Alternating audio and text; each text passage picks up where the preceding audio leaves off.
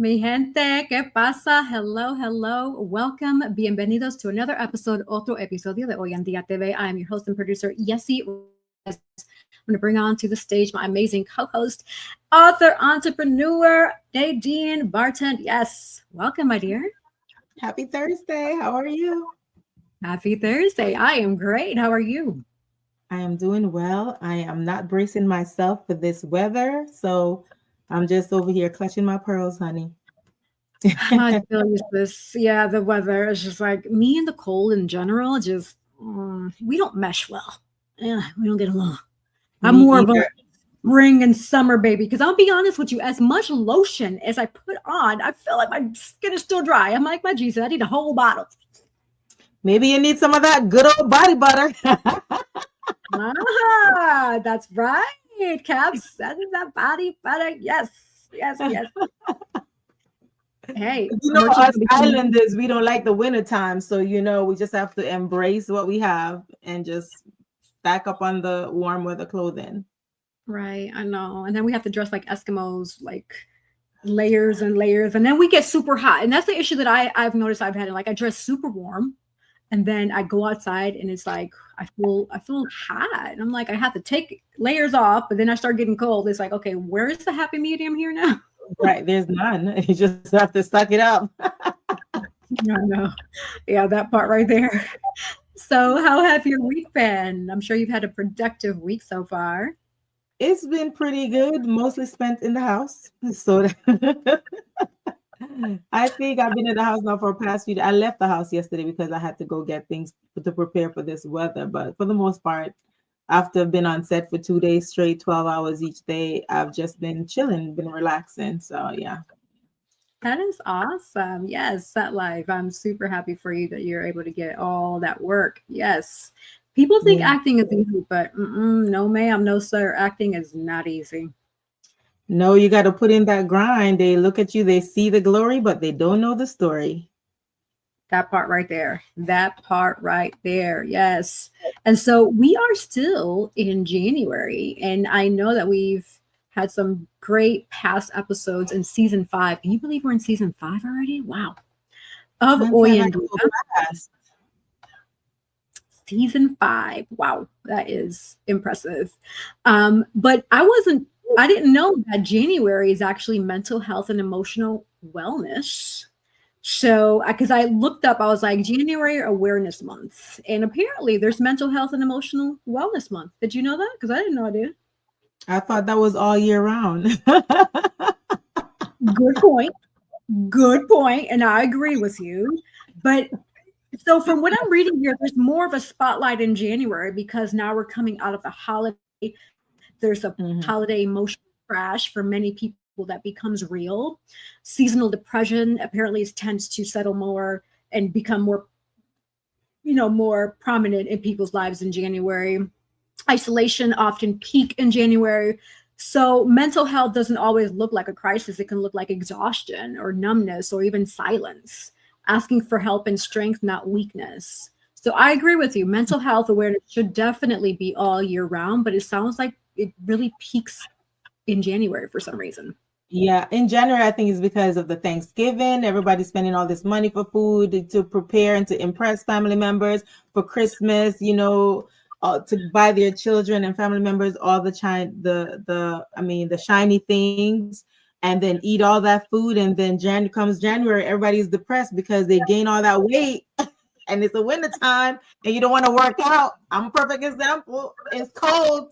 I have equipment in my garage, but it's cold as heck in there. Ma'am, it's called a space heater. It's called going on Amazon and getting yourself a space heater. I have one of those. I do have that. Pero espérate, you don't have excuses then. If you have a whole gym in your garage and you have a space heater, ¿cuál es la excusa? Ma'am, why are you reprimanding me?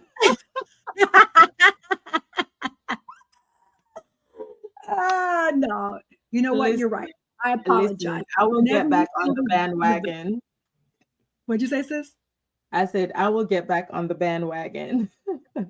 You will. And you're right. It's at your own pace and at your own time. I'm not going to force you because I know I get it. You work hard, you work long hours, you get exhausted because I feel like that often too. There's a lot going on, and it's like, whew, where do you find the energy? So I get it. I get it. And I was just like everybody's, version of what working out and looking a certain way is different. So yeah. But once that throttle hit and I start, you can't stop me because I'll go straight workout every day if I have to. I've done it before, so Yes, I'm excited to see that. I mean, you look amazing now. So I mean, I don't see what you see, right? It's like that song, do you see what I see? And I'm gonna say, I don't see what you see. Yeah, because you know what? I hide my weight very well because Yessie, when you met me, like you see how round and fat my face is. Listen, my weight go right into my face whenever I start gaining weight. So you will see it here first. Okay. I'll be honest, like I said, I don't see what you see. Oh, you're funny, sis. Okay. We're so us being women, you know how there's a big like a lot of promotion around breast cancer awareness, but I've noticed that cervical health awareness is not really prominent. So January is actually Cervical Health Awareness Month. So critical, especially for women of color. Cervical cancer is preventable with early screening. Many women delay care due to fear, access, or even misinformation. So that's why pap smears and HPV testing is important. They help save lives. And advocacy for your body is truly an empowerment. So ask yourself, when was the last time you had your checkup? And what barriers keep women from prioritizing health? So I know you and I, Nadine, just talked about a couple of barriers where it'd be like, we have a lot going on, we're overworking, we're tired, we're exhausted, we're like, oh, we're going to push it.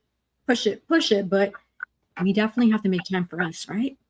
Exactly. And then too, with that, like fibroids is like one of the biggest ones too, because especially around that time of the month, I know a lot of people who has that. I mean, I know I had fibroids before, and I the last time I got checked, it was like really, really tiny. But what I started doing my research and doing more herbalistic stuff and like soursop tea, that help with your gut. So if you drink the soursop leaf tea, there's so many different herbal things you could drink and to help with that.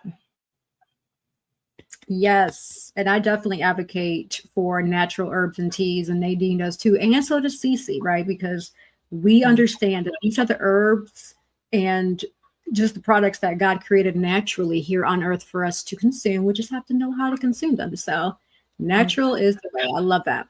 Right. I remember this. I saw this video on Instagram, and I believe the guy was Jamaican too, and he's cured from cancer. And the thing that he said he took was baking soda, soursop leaves, and there was another ingredient. And he said he had cancer, and he beat it with drinking that every single day. That's impressive. That is impressive.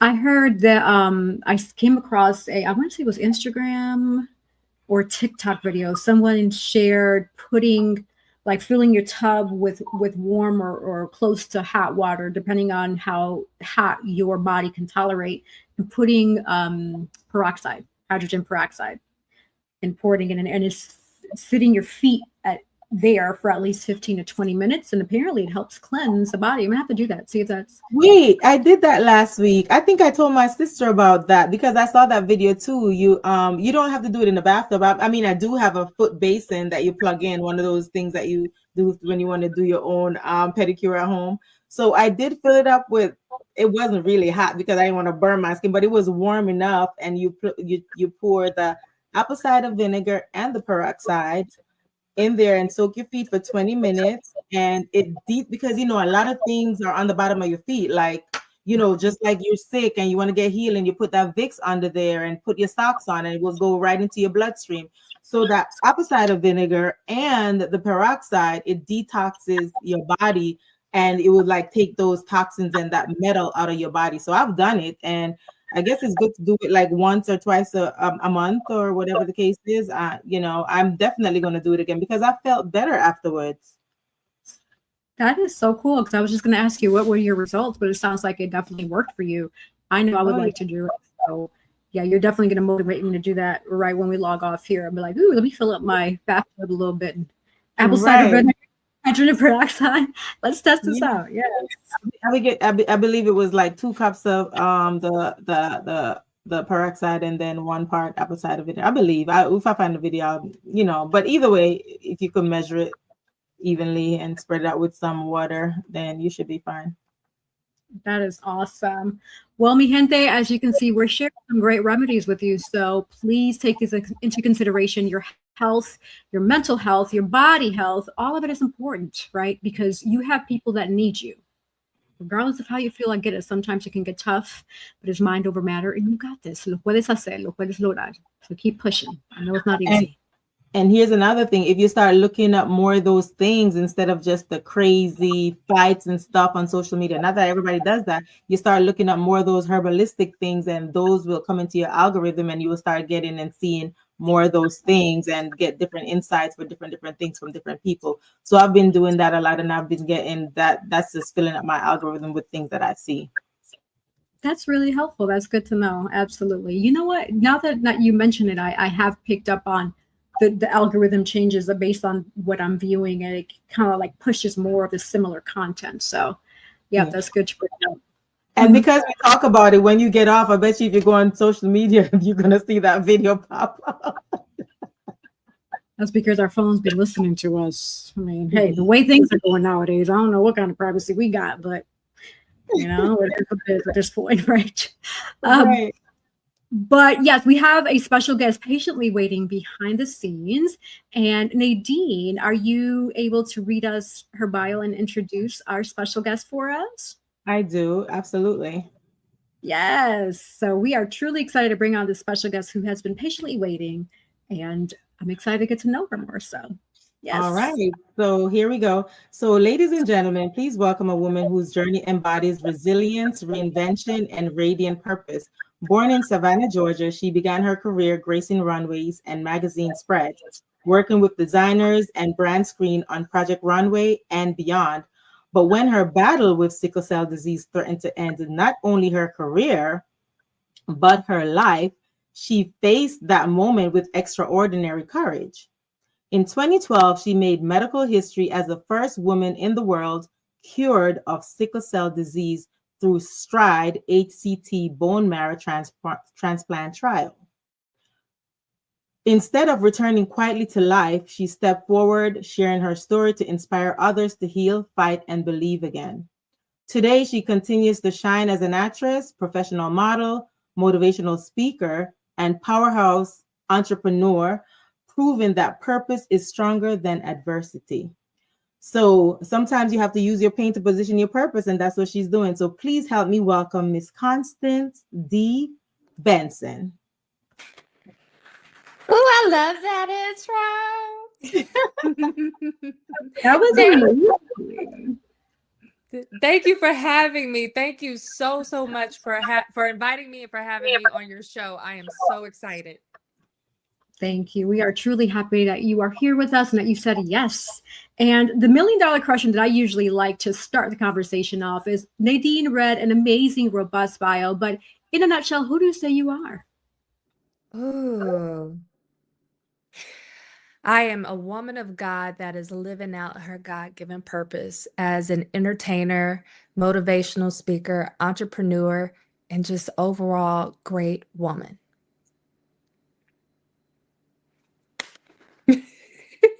I love that. Yes, yes, yes. Nadine, I usually start with the questions, so I'm going to give you the spotlight so you can start with the questions. Okay, all right, I will. All right, I have a few questions, so let me start. I know you asked her first question. So let me ask you, Constance, when people hear your introduction, I'm sorry, yes, you asked her that. So it says that you were modeling at a high level, working with designers and brands connected to shows like Project Runway, right? Mm-hmm. What was that season of life teaching you about confidence and identity? Ooh. Okay, so if to be completely honest and transparent, when I landed my modeling contract, it was with Wilhelmina and Conshohocken. During that time, believe it or not, I was in college at Georgia State University, And I was having issues with my professors accepting that I had a disability, a disease that you couldn't see. Anybody looking at me, I look like a normal, healthy person. There could never be anything wrong with me, but in reality, I had sickle cell disease. And with sickle cell, you don't look with how bad you are. You don't look as bad as you really are. I was in pain every single day and always taking oxycodones, hydrocodones in order to keep the pain under control and hydrating. So when I landed my modeling contract, what had happened was I had decided to take the semester off. It was in winter time. I decided to take the semester off from Georgia State because my my body was changing and I just couldn't consistently be in class. And I had to figure out my new normal in order to go back into class. So it just so happened that on a whim, I saw something online that said submit to a modeling agency. And that was my dream of being a runway model. Tyra Banks, Naomi Campbell, Chanel Iman, all them. I was like, come on, girls, I'm ready to join the crew. Like, I got it.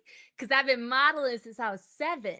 And so I decided to submit and I didn't think anything of it. And they reached back out and they were like, hey, come up here to Pennsylvania. We'd love to see you in person and see if you'd be a good fit for our modeling agency.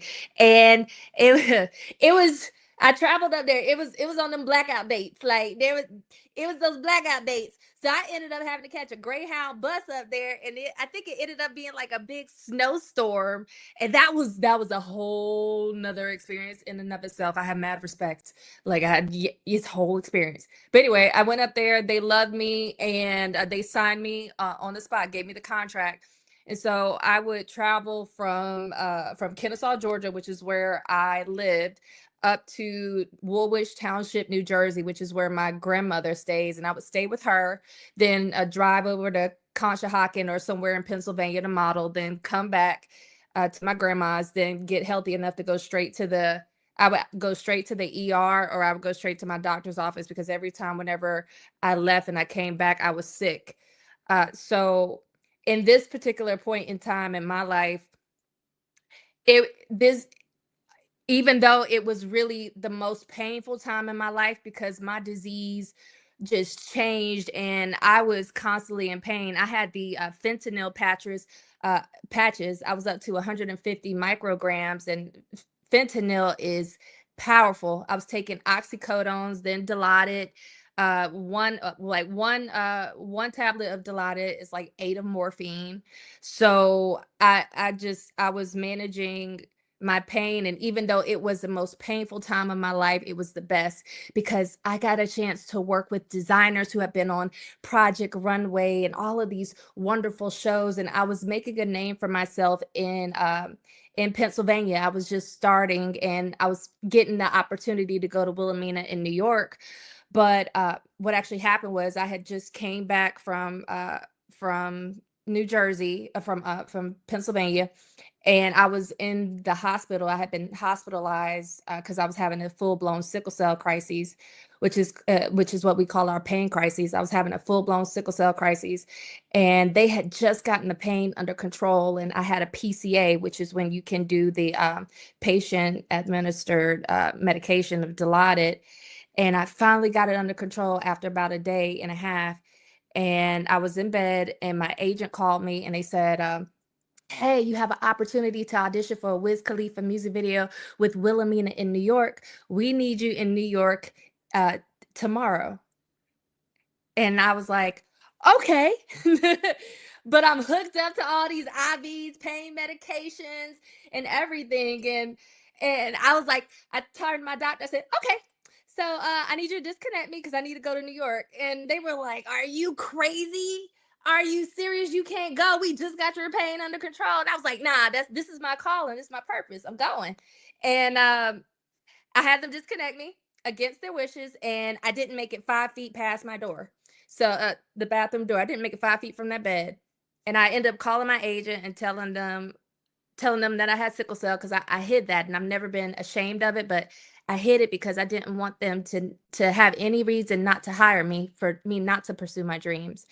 And so I hid it, but I told them, and that was the last conversation I ever had with them. So it was the best time in my life, but it was also a very hard and painful time because it was when I seen my dream kind of crash and burn and my health just spiral.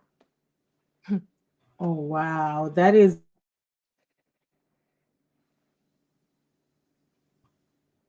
Yeah, I was on mute. I said that was a lot to take in, and look at you now. You persevered all of that. Like, my hat goes off to you because that's a lot. And how old were you when that happened? I think I was somewhere in between 20. I think it was around like 24. I think I was around 24 because I had my bone marrow transplant when I was 25, and because I spent my 25th birthday in the hospital. Girl, you look 24. Thank you. I won't say my age. I'm not ashamed, but I do age like wine, and I drink a lot of water like Gabrielle Union. We got a little baby fresh. Come on, Holly Berry, Gabrielle, all them queens. Get my Korean Right. skincare on. I want to look like a baby when I'm 90. So. Right. Yeah. So with that, I have one more question, then I'm going to turn it over to Yessie. I don't want to take up all the questions. So becoming the first woman in the world cured of sickle cell disease, right, through the Stride-HCT Bone Marrow the transplant trial, that is extraordinary. What did that moment mean spiritually, emotionally, and mentally to you? Oh, that's a really good question. So at the time, I was the first person. Well, I was the first person cured of sickle cell disease under that Stride-HCT bone marrow transplant study. But at the time, I was about the 10th adult cured of the disease in the world. But they have been curing children with sickle cell disease for decades. And the thing about it was, I was the first person, and I had nobody to talk to. I remember they tried to get me to go join like some of the cancer studies and the cancer groups to try and like have some people to bond with over the experience, but I didn't want to do that. We didn't have the same struggle, and I didn't want to be, or I didn't want to hear anybody else's story. I wanted to focus on me and my goal and what I had going on. So it was the entire process was it was very trying, and it developed a strength in me that I did not know that I had. And it really, really helped me with my relationship with God. Because when you're stepping out on faith and you're doing something and you have no idea if it's even going to work, I'm the guinea pig. We don't, this is all a test. It could work or it could not work. So what it did for me was it helped me get into my zone and develop laser focus. And I saw who my real friends were, who my real family members were. The people, when you're down and you can't do anything for yourself, and you look up and you see the people that come to you that want to be next to you and support you, encourage you, you have a different outlook on things, and you appreciate those relationships a lot more, because there were people who I thought that would be there that weren't. So it taught me a strength. It gave me a strength that I never had, and it really strengthened my relationship with my family, with my little sister, who was my donor. She was 100% match, 10 out of 10 on the genetic markers. It was nothing but God, how everything aligned and worked. It made me closer with my brother because he was actually the one that convinced me to really give this bone marrow transplant study a shot. Because it was a shot in the dark, there were no guarantees whether I would live or die. I was already dying with sickle cell. So it was like, which pick your heart. You want to give this a shot and potentially live, or do you want to go out? Because I would have been dead years ago. So it gave me a strength that I like to say that helps me identify things in other people and be able to impart strength into them when they're going through challenges and health and something that's not in their control. It was everything for me. Wow, that's amazing. They said sometimes when you want to see who your friends are, just go through something and you will see who your village, who will show up for you. Is so true. And the thing is, it's also like, it's so overwhelming, and it can be sad because some of the people that you thought would be there, the ones that were all in your face when you were healthy and, "Hi, girl, let's do this, let's do that. When you blow up, girl, we gonna be like this, we gonna be like that." Then when you sick and you down and they're nowhere to be found, you weren't really my friend. You weren't really there for me. You were there for whatever it was that you thought I had, the opportunities. You weren't there for me. So it was very eye-opening, and I wouldn't wish what I went through. I wouldn't wish that on anybody because it was a whole nother level of just everything. Mhm. But if I had to do it all over again, I would. Yeah, because it's definitely a part of you and it's a part of your story. Just like how I told Yessie earlier that, you know, people they see they see the glory, but they don't know your story, you know, and people that some of them they just want to ride your coattail, but they don't know the stuff you have to go through to get where you're at today.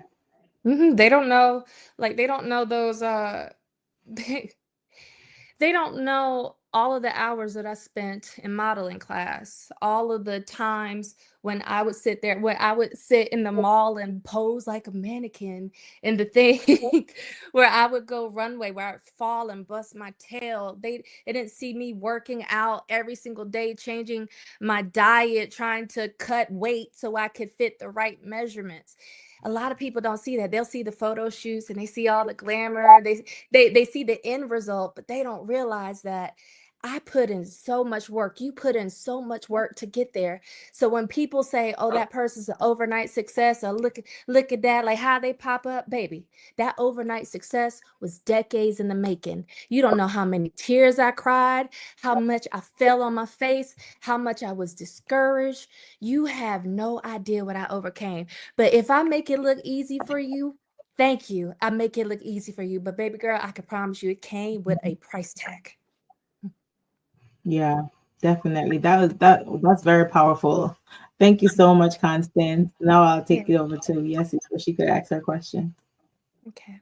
Wow, yes, I felt that. Thank you for sharing that. And you know what's really truly amazing is throughout all of it, you still were dedicated to pursue your career and your dream, regardless of how sick your body was or your body telling you to no. It's like that song, my mind is telling me no, but my But my body.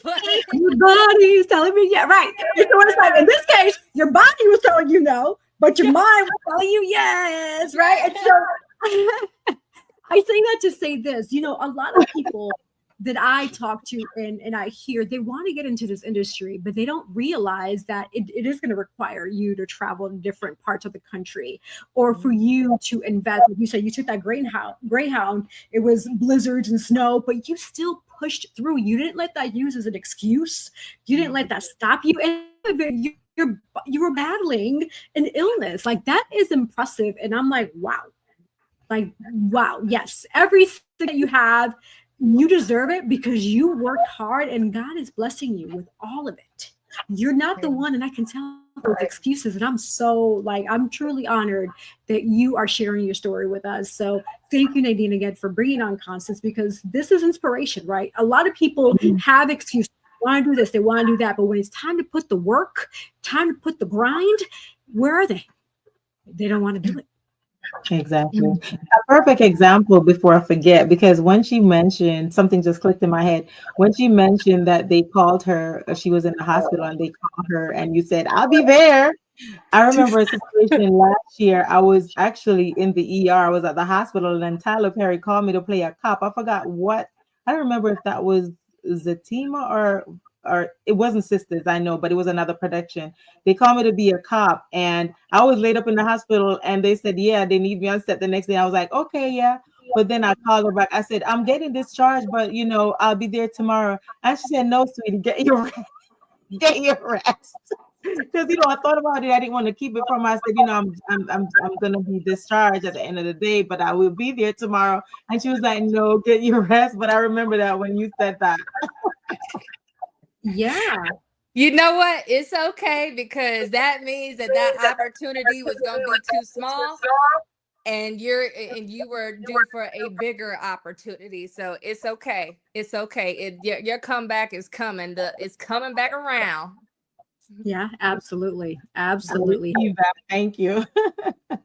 And with that, we're actually going to go on a quick sponsor break. So don't go anywhere. We will be right back. Okay. At Cab Zenza, we believe beauty is a ritual, not just a routine. Rooted in intention and inspired by nature, our skincare is crafted to nourish more than just the skin. It nourishes the spirit. Every jar is made with purpose. Because when you flourish inside, it shows on the outside. Cab Zenza's isn't skincare, soul care. From the moment that I put this Cab Zenza on my skin, it feels most amazing. As you can see, it has your skin glistening, it's moisturizing. You too should get Cab Zenza. Luxurious. A bold builder of people, purpose, and platforms, Girls with Gigs helps high performers and those desiring to achieve more shift mindsets and activate purpose. Whether it's career or leadership development, personal branding, or knowing your worth. In the job market, transformation has never been closer because this is where purpose meets action and dreams become destiny. Book your free consultation today at www.girlswithgigs.com. All right. So as we know, winter is upon us for many. I don't know across the world, but for many. So don't walk around with dry, ashy, white skin, right? Mm-hmm. Instead, hydrate with Cab Zenza. So order yours today, Cab Zenza. Your body is going to love you even more when you hydrate and nourish that skin. Yes, I love it. So I know you'll love it too. Also, purpose. We are talking about today with our special guest and her purpose, but you got to find your purpose if you haven't already done so. So book your free consultation, Girls with Gigs. And hey, I trust that my sis is going to help you get in line and find that purpose. So shout out to Dr. Cece Baker, who is not here with us today, but she's here to help you. So yes. All right, let's continue on to our juicy conversation with our special guest. So going back to that life-changing moment when you had the transition with you're finding yourself now healed, right? So healing isn't just physical, right? How did you protect your mental health and even your emotional health through such an intense journey from beginning to end? And I know you shared earlier that you didn't know like the outcome. It was like more you were gambling with life because it was either a life or death situation. So how did you keep your mental health intact? The way that I kept my mental health intact was with my family. My mother, my father, my sister, my brother, they really held me up and held me together. They protected me, they encouraged me because when you're on chemo, you have chemo, your hormones change, you are going through, you are not yourself, your normal self. Sometimes it can bring out a very, very ugly side of you. But it's like you're at the bottom of the barrel, you are fighting for your life and things just don't matter as much and you're in a different headspace. So my family, they really, really grounded me. I love my grandmother, my grandma Mary. She came and she visited me in the hospital. My Aunt Barbara, she came, Miss Cynthia, Tariq, I remember the people that came to the hospital that came and saw me, and it just you they really it's really about your support system because they help you because you have to go in having a positive mindset. You can't go in there thinking, oh, this can't work, or there's a potential that I could die. There's this, believe it or not, I held out to the very, very last second where they made me sign, what is it when power of attorney, a medical power of attorney. I waited to the very last second when they were about to put me under for anesthesia and they did what is it, a pick line. I have a pick line, right? This little thing right here. Sorry, I'm not showing any chest, but it's a little scar right there where they inserted a pick line in me in order to be able to put the chemo. You have got to strengthen your mind and have nothing but positivity around you. You have to cut off anything and anybody that is negative, because you are in a life or death situation and you cannot afford to have doubt and to think that this might not work. Your brain's already going to give you that. Your doctor's already going to tell you the negative, the potential negative impacts, because they want to set expectations and everything. You have got to be focused. So, after the transplant, that was a rough time, because when you have the transplant, they tell you that you have 2 to 5 years worth of growth that your counterparts have, same age. You have 2 to 5 years of growth that you're going to condense down into 1 year. You went from living your entire life with a disease, and basically dying. Now it's like, oh no, actually you got a second chance. You're actually healthy now. Everything is okay. You got to relearn everything that used to be an issue for you. That's not an issue for you anymore. On top of that, now you got to get back adjusted and start living life. Whereas before, I never thought I would. I knew I was gonna die young, like before, but now, no, it's like actually my like I would outlive my parents.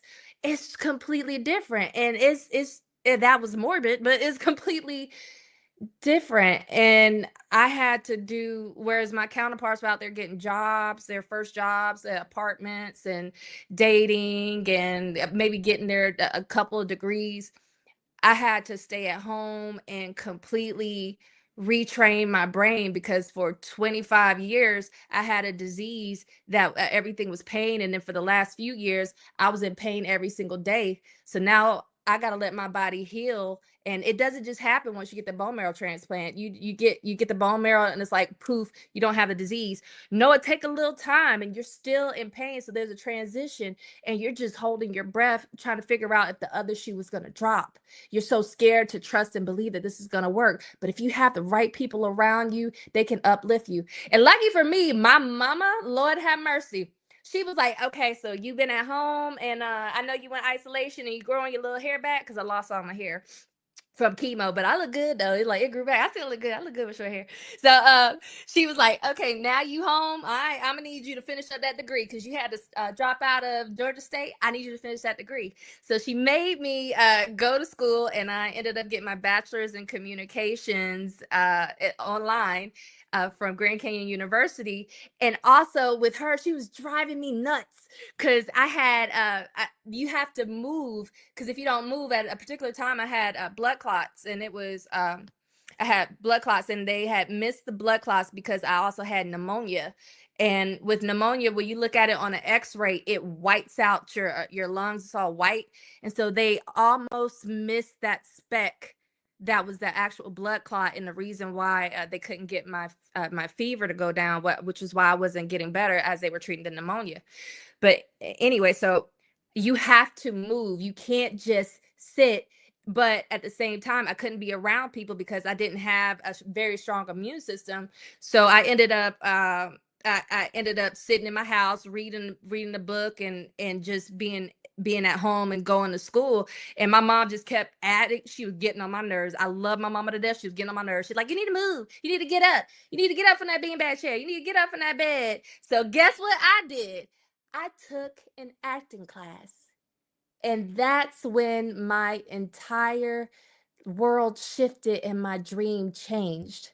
I went from wanting to be a supermodel to now it's like, I want to be an actor. And I still want to do both, because I love a good camera and I love posing. But now it evolved. And that's the thing. Your life can evolve, your dream can change.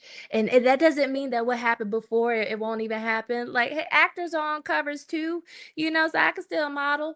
But I love being in front of the camera and acting and just helping people escape, because that was the one thing that always kept me.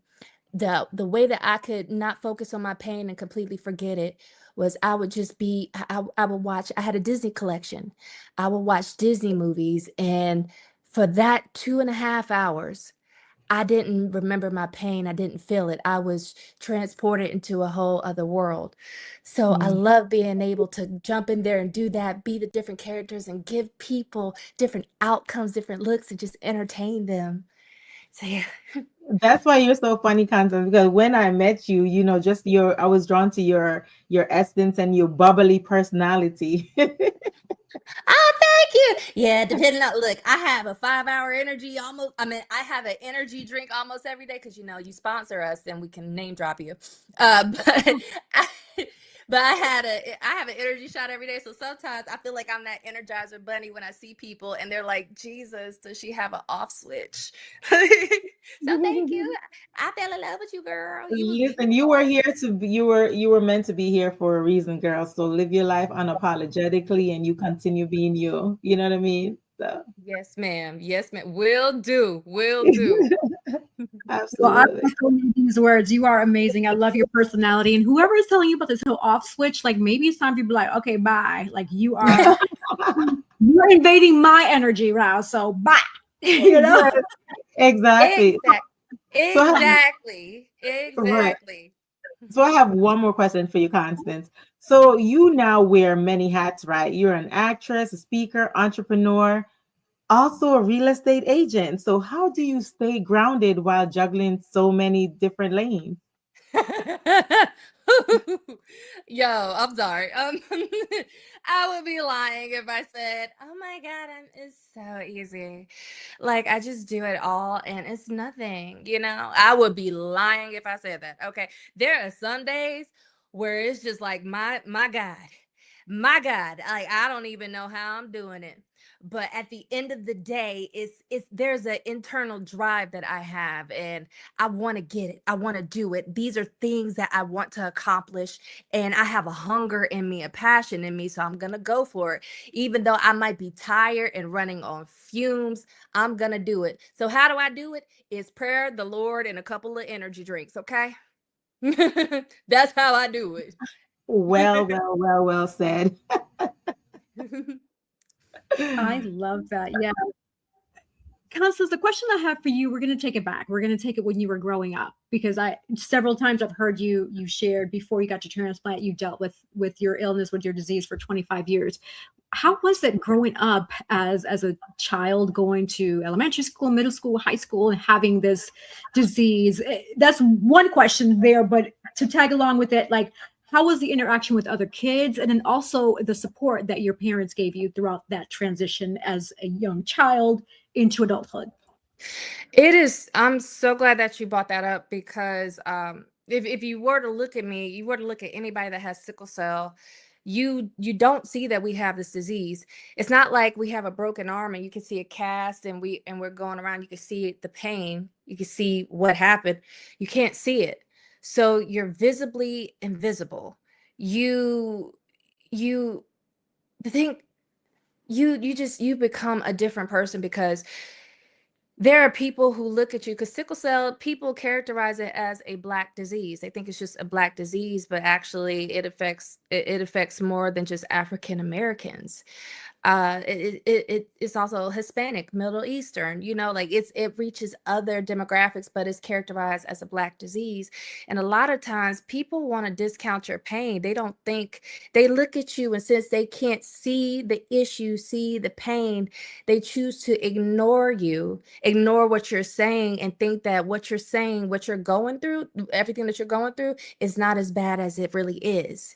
And the thing is, I've noticed that with every person that I met with sickle cell, like anybody that has like a real serious illness that people don't see, a lot of us, we have a fire, we have a drive. There's an internal mechanism in us, and there's also a hard protective shield and shell around us. We're fragile, but we have a shield, and we have to go into rooms and places where people will not recognize what we have. So for me growing up, I always had, like, I never hid the fact that I had sickle cell. It wasn't the only time I ever did that was my modeling contract because I didn't want them to say that I wasn't qualified. I was going to go and do it no matter what. And I never hid the fact that I had sickle cell disease. I told all my friends, everybody knew. So everybody knew. And the thing is, both of my parents are nurses. Both of my parents are nurses. My mom's a traveling nurse, and she travels all throughout the state of Georgia. And my father works in a hospital, rapid. Like they're educated in the disease and in the medical field. And so what they did with me at a young age was they taught me how to manage my body, manage my health, take my medication, stay on track with everything. So I really, really, really credit my parents for giving me the foundation and teaching me how to be independent and take care of myself. But I always had them as my fallback. Anything happened, they have me.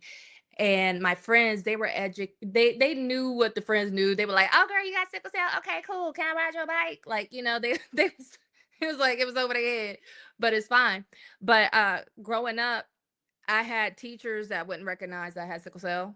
And they wouldn't allow me, because I would need to hydrate in classes. A couple of them, they wouldn't allow me to have my hydration, because one of the ways to keep you from having a sickle cell pain crisis and going to the hospital, you have to stay hydrated, because with sickle cell, your cells look like bananas, sickles. And when you get too hot, too cold, dehydrated, stress, your veins and capillaries and everything, they start to shrink. So whereas your cells could move freely, if they're all nice big donuts, they can move freely. But when they're sickles, they get caught, they get caught, and that's where the pain starts. So you have to have a hydration, constant hydration. And I would have teachers deny me hydration. I would have teachers not let me go to the restroom, because I had so much Gatorade, so much of the another drink with electrolytes. I also had I would have water, but I had a special set of rules and routines, and some people didn't want to recognize it because they looked at me and I looked like a normal little kid, because I never looked like I had a disability. I was out in field day. I would do everything I could. As a matter of fact, I was a tomboy, so I was catching crawfish, frogs, lightning bugs, like all that stuff, like building forts, jumping out of trees, climbing up trees, getting stuck, catching a little squirrel, showing it to my mom, only for her to scream and wake up the squirrel, and and she'd freak out, and then have the rabies talk with me afterwards. Like, I know, right? Like, come on. But the rabies talk had me scared. It's something about a mama when she tell you something, like, just it'll scar you. But it's crazy. And then when I got to high school, I was bullied in high school by a girl who used to be she was almost like my best friend. Her and a couple other girls, because we all used to hang out in middle school, and come high school, she turned into the worst enemy. So then I started having to deal with not only my disease and managing my symptoms, and I also had to deal with the stress of being mentally and emotionally just attacked. And you're ugly, you think you the ish, you so skinny, you stuff your bra. If I stuffed my bra, it would have been a bigger cup. And I like Dolly Parton can look good like that. I did this frame, it didn't look right. It don't look right like that. But I had all this, and then in my senior year, they started, like, they set up to physically attack me. And so I was physically ran into from behind by the girl's muscle, like the bully's muscle, the ringleader. She had her running to me from behind. And the thing was, throughout the entire high school year, we had the admin, we told them everything, the principal, we had so many sit downs.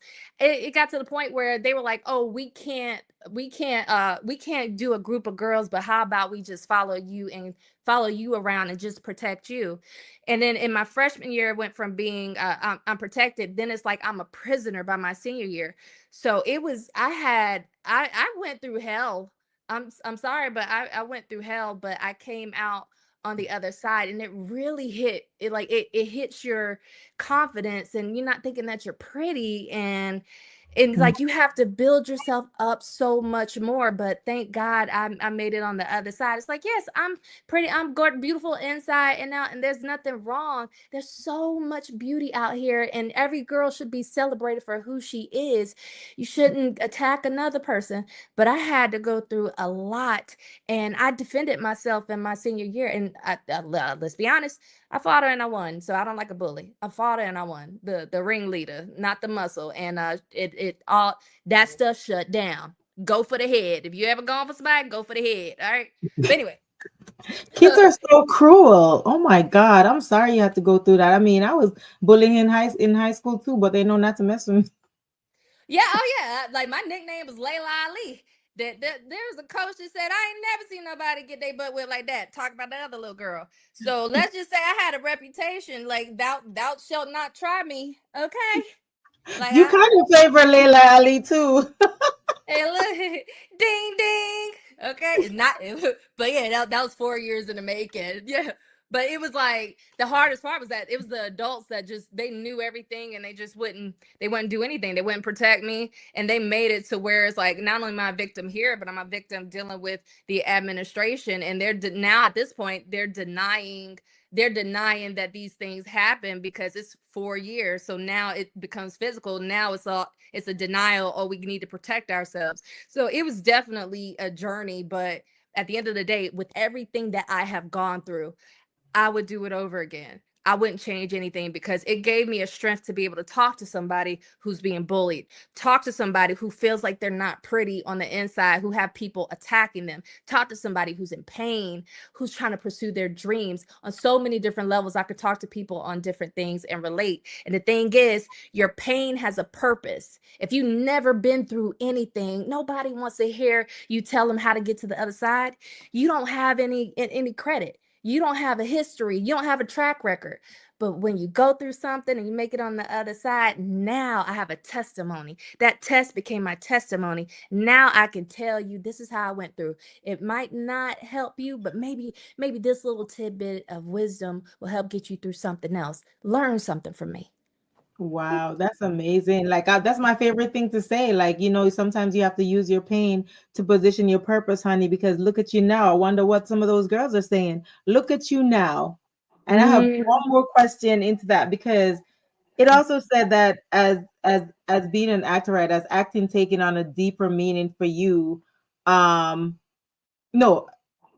It says as acting taking on a deeper meaning for you now that you've lived through real life trauma and triumph. And with that, I've watched you recently on a Tyler Perry series where you play the tall, beautiful basketball player, your speaking role. How was that experience for you? Oh my God. It was phenomenal.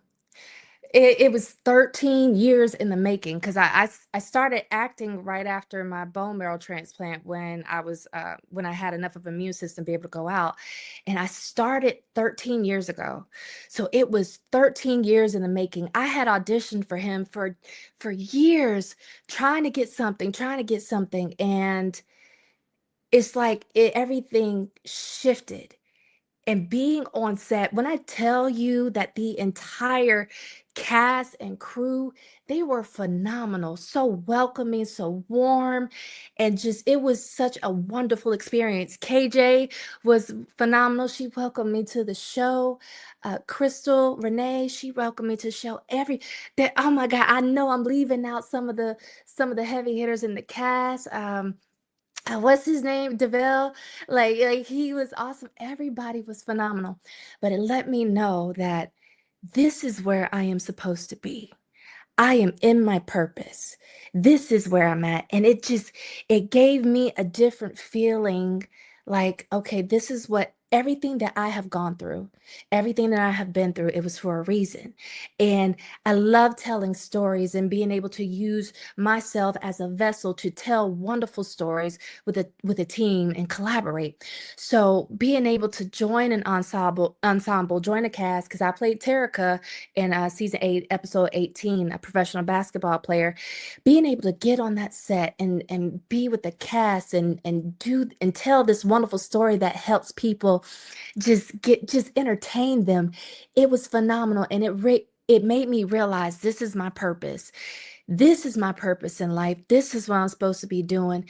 And it just gave me a different feeling. It's achievable. It's doable. I can make it. So it was nothing but a blessing. And the entire Tyler Perry Studios, from beginning to end, from the guard at the front to like people when I'm leaving, the ladies at the front at the desk in the building, everybody was phenomenal. And I cannot wait to get back and do more work with him, because I can play the role. You just tell me what you want. Like I got all that in there. I can do that. I speak a little bit Spanish, but like not confidently enough to go. So I'm be reaching out to Yessie, be like, "Hola, mommy, can you help me?" Like But anyway, it's what. Sorry, I'm stop talking. I'm a little nervous. Was that season 8 or season 9? I thought that was recent. Was that 8 or 9? I thought that was season 9. Oh, season, Lord Jesus. Well, no, because they're on 10 right now. Yes, Oh, it's it was season 9. 9. Oh, thank you for correcting me. I meant season 9. Season 9, episode 18. My bad. Yeah, season 9.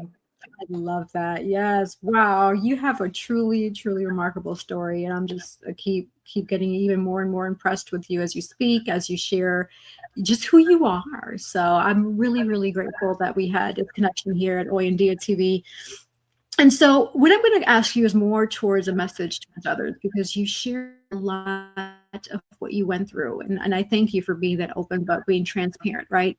So what would you say to someone watching right now, feels like their diagnosis, their circumstance, whether it's being bullied, etc., has stolen their future? What words of encouragement would you share with them? You are here for a reason. You are already a winner. You made it. If you think about it, you made it. You are already a winner. You are here for a reason. Your voice, your story, everything that you go through, it has a purpose. There is somebody out there that needs what strength, what message has been deposited in you. They need you, and they won't be able to hear it from anybody else but you. So you are here for a reason. You are here for a purpose. And I pray that you find your God-given purpose, your God-given gift, and you go for it. Yes, you will be afraid. Yes, there will be fear. Yes, there'll be times when you just feel completely out of control, and you don't know what you're doing, and you don't know what the next step is. But if you step out on faith, really step out on faith and believe God for it, He will open doors for you. A lot of times he's just waiting for us to take the first step, that leap of faith, trusting and not knowing what's on the other side, not knowing what's going to happen. Go for it. Do it. You can do it. Whatever it is that you want to do, that God tell you to do, that thing that keeps you up at night, that thing that tells you, that disturbs your peace. It's like, I got to do this. I got to do this. That's God telling you to do something. You can do it. And don't let anybody tell you you can't. Don't let anybody get in your way. If you know people are dream killers, if you know they're not supportive, don't even share your dream with them. Don't share the vision. Let them see you. Let them see you do it, because you don't need their approval. You got God's. You don't need anybody's approval or permission to be who you were supposed to be. You are a winner, and you can do it. You're going to be afraid. You're going to be scared. It's normal. As long as you live, you're going to have those emotions. But you can do it. So don't you ever give up. And if ever you get to a point where you're feeling overwhelmed, one, know that it's normal. You're not a robot. You're a human. It's normal. Let yourself have those emotions. Cry it out. Get it out your system. Talk about it. Get a therapist, because therapy is phenomenal. Talk to someone. Get it out. And then let it go. Get your head back in the game and focus on your dream, because you have people out there who need the story that's in you. So do it. That's what I would say. Wow. Yes. Thank you. Thank you. Thank you. Wow. Gracias. Like, I really receive that. That's wow. Yes. Well, this conversation is really juicy, but we are coming to an end, unfortunately. I mean, oh gosh, right. Last minute words. So this is an opportunity for you to share if you have a favorite quote, if you have a final say, what's next for you people can find you, follow you, etc. Anything that you want to share. So for you to get a glimpse as to how that would look, I'm going to have Nadine start. Then I'll have you, Constance, go second, close out the show with the remaining sponsors and my last minute words. Okay. Okay. All right, guys. We come to the point where we got to close this out. So as you know, my name is Nadine Barton, Nadine the author. You can find me on here, Facebook, my first and last name, Nadine Barton, Nadean Barton. And you could also find me on Instagram, Nadia B, NADIAB _1202. And like I always say, you know, life is 10% of what happened to you and 90% of how you react to it. So perfect example, Miss Constance here, you know, she went through all those things, and then the way she reacted to everything, it brought back just, you know, positivity in her life right now. So be careful of how you treat people. And if you also like to get any of my books, you could just type in my name, Nadine Barton, on Amazon. So be kind to people, to other people. Well, my name is Constance D. Benson. I am a professional actress, model, motivational speaker, and a realtor in the state of Georgia and South Carolina. You can find me for my real estate at constancesellsrealestate.com. That's CONSTANCE, sells, SELLS. Real estate, .com. But for my acting and everything else, you can follow me on all platforms, TikTok, Instagram, Facebook, at Constance D. Benson. That's CONSTAN D for Dominique, which is my middle name. So it's a secret. It's a secret. Don't tell nobody. Benson, BENSON. Follow me on all those platforms. And y'all, do me a favor, tell the people over at Tyler Perry Studios, be like, bring her back. Just be like, I want her and all of them. So if you want to help me out, go ahead, plug and leave them comments, okay? But anyway, I hope y'all have a fantastic, wonderful, wonderful day, and know that you are here for a reason, for a purpose. You are so special. You better let your light shine, because the world has nothing but darkness around it, and it needs light. Your light needs to shine. So please shine, because we need to see you. We need your voice. Wow. Oh, yeah. And my website is, I forgot. And my website is www.constancedbenson.com. Okay, that's it. www.constancedbenson.com. Yes. Okay. Now. I got it. Local heat. Yes. All right. Before I say my last minute words, we're going to do a quick sponsor break. So don't go anywhere. We will be right back. Sponsored by Collective Wear. Available at www.yessierodriguez.com/shop and myrod-enterprise.com/shop.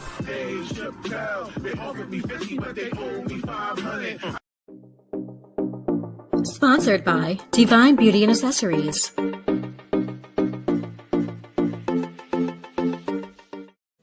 Watch Hoy En Día TV, Thursdays, 7:30 p.m. That's right. Hoy En Día TV is live Thursdays, 7:30 p.m. and catch reruns in case you missed us Sundays, 7:30 p.m. And you can listen to past episodes. Just go on my website, yessierodriguez.com. On the upper left-hand side, you're going to see a drop-down, select Hoy En Día, and voila, you're going to see all the platforms where you can hear us: Amazon, Spotify, Pandora, the Apple Music, just a bunch of them. There's like a lot of them. Grateful, thank God, right? But hey, we talk here a lot of juicy, just life in general topics. Like that's what Hoy En Día is. The niche is life. The ups, the downs, the good, the bad, the gray, the blue, the purple, the pink, the yellow, all the shades of color of life. That is what Hoy En Día is. We are here to positively motivate, enlighten, inspire, educate, and entertain you, the viewer, with each and every episode. And I thank you so much for always tuning in, being so supportive, and spreading the word of Hoy En Día. If you or you know someone who wants to be a guest, simply reach out to us. I'm going to put the email right now so you can see us, hoyendiatv@gmail.com. It is scrolling at the bottom of your page view.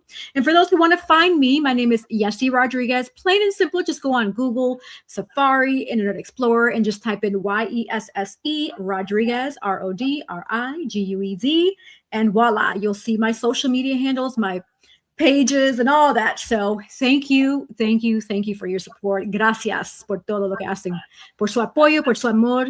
Really appreciate it. And final quote for closing. The sky is never the limit because the galaxies are endless. So thank you all for tuning in. Until next week. See you soon.